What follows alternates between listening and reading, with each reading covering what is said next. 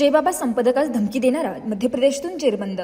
श्रीरामपूर येथून प्रसिद्ध होणाऱ्या दैनिक जयबाबा या वृत्तपत्राचे संपादक ॲडव्होकेट बाळासाहेब आगे यांना जीवे मारण्याची धमकी देणारा आरोपी गणेश मुंडे याला मध्य प्रदेशमधील इटारसी येथून जेरबंद करण्यात एलसीबीच्या पथकाला यश आले आहे।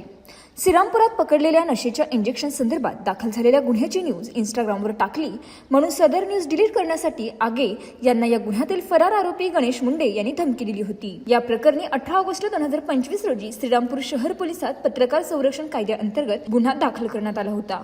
संपादक बाळासाहेब यांना धमकी देणाऱ्या आरोपीला तातडीने अटक करावी या मागणीचे निवेदन श्रीरामपूर तसेच नगर जिल्ह्यातील सर्व पत्रकार संघटनांनी जिल्हा पोलीस प्रमुख सोमनाथ घारगे, अप्पर अधीक्षक सोमनाथ वाकचौरे यांच्याकडे केली होती। त्यानंतर हा तपास डीवायएसपी जयदत्त भवर यांच्याकडे देण्यात आला होता।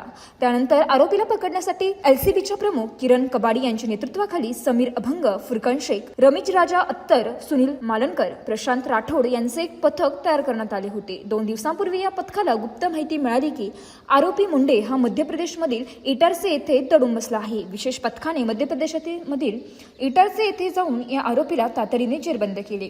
सदर आरोपी अन्य 2 गुन्ह्यांसाठी ही पोलिसांना हवा होता। कर्तव्य बजावणारा संपादक बाळासाहेब आगे यांना धमकी देणारा आरोपी पोलिसांनी अखेर जेरबंद केल्याने जिल्हाभरातील सर्व पत्रकारांनी पोलीस अधीक्षक सोमनाथ घारगे, अप्पर पोलीस अधीक्षक सोमनाथ वाकचौरे, डीवायएसपी जयदत्त भवर, एलसीबीचे प्रमुख किरण कबाडी, पोलीस निरीक्षक नितीन देशमुख, पोलीस उपनिरीक्षक सोळंके यांच्यासह पोलीस कर्मचाऱ्यांना धन्यवाद दिले।